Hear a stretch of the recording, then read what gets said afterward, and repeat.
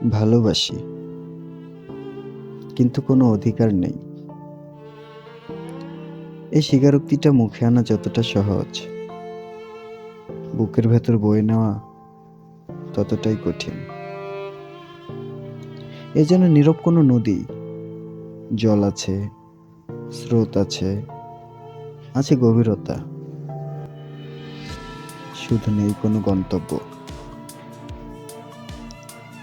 আমি দাঁড়িয়ে আছি তোমার তীরের বিপরীতে, দূর থেকে তোমাকে দেখি, কিন্তু আফসোস, ছুতে পারি না। তোমার জীবনে আমার উপস্থিতি আছে, কিন্তু কোনো পরিচয় নেই। আমার অনুভূতি আছে, কিন্তু কোনো দাবি নেই। আমার অপেক্ষা আছে, কিন্তু তোমাকে ডাকার মতো কোনো অধিকার আমার নেই।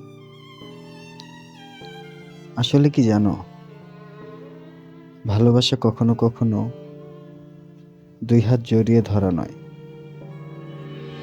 দুই হাত ছেড়ে দিয়েও একই দিকে তাকিয়ে থাকা।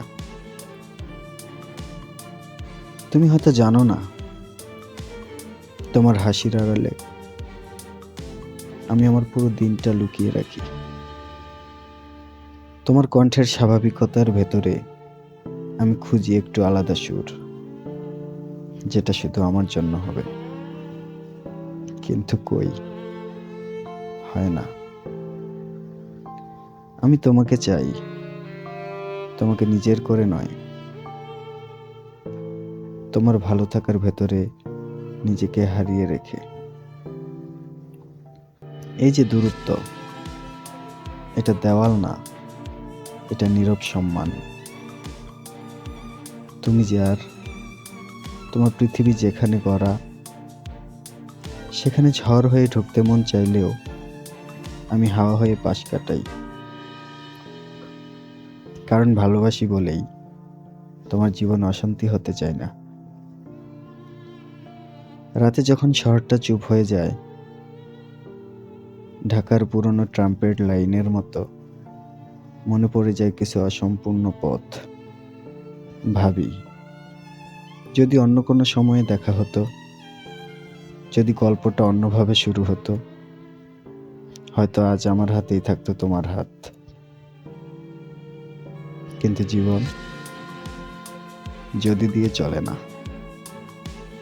তাই আমি অনুভূতিটাকে বদলাইনি, শুধু তার ঠিকানাটা বদলে দিয়েছি।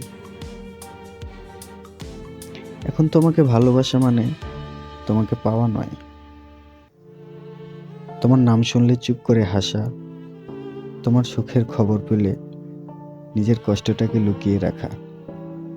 অনেকেই ভাবে অধিকার ছাড়া ভালোবাসা টেকে না, কিন্তু তারা তো জানে না, সবচেয়ে দীর্ঘস্থায়ী ভালোবাসাগুলোই নীরব হয়, অদৃশ্য হয়, কিন্তু কখনো শেষ হয় না।